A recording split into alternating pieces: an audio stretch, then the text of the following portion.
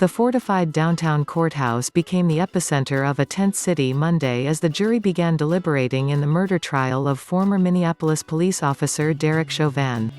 Police patrolled the building's perimeter as protesters' ranks swelled during the day, many wearing shirts, carrying signs and flags in support of George Floyd, 46, the black man Chauvin is accused of killing on May 25.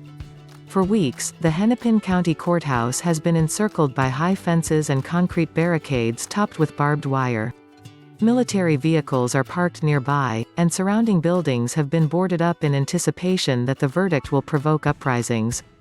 As lawyers for both sides delivered closing statements inside the high-rise courthouse Monday afternoon, passersby stopped to watch the proceedings on their phones. Michael Jones parked his motorized wheelchair outside the courthouse to livestream the court proceedings. Jones, 59, who is black, said he was knocked over by Minneapolis police in his wheelchair 3 years ago, charged with trespassing and disorderly conduct, charges that prosecutors later threw out after seeing video of the incident. Now social service director at Miracle Redemption Christian Center International Church, Jones said he sees the trial as a chance to hold police accountable, by convicting Chauvin of murder. Video is making a difference across the country, from Rodney King to George Floyd, Jones said. I hope we get justice because there's more than enough video. During the trial's lunch break, Jones watched as Floyd's relatives emerged from the courthouse, joined by their lawyers and the Revs. Sharpton and Jesse Jackson. As Floyd's 7-year-old daughter Gianna looked on, wearing a pink puffy coat and bows in her braids, his youngest brother, Rodney Floyd, 37, thanked residents and activists for their support. Minneapolis truck driver David Embaye knelt near Floyd's family, filming video on his phone as they spoke and smiling. But he wasn't optimistic the jury would convict Chauvin.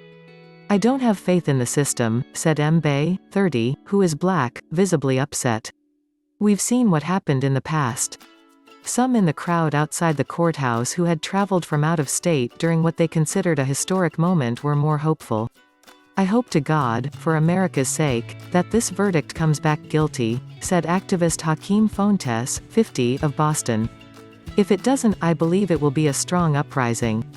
Charles Sims made a pilgrimage to the courthouse from Mississippi to meet the Floyd family.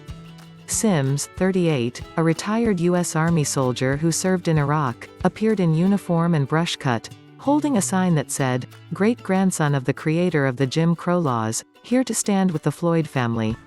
I know the consequences of inaction," he said. I wanted to get ahead of the verdict, to see if we can end any of this needless bloodshed.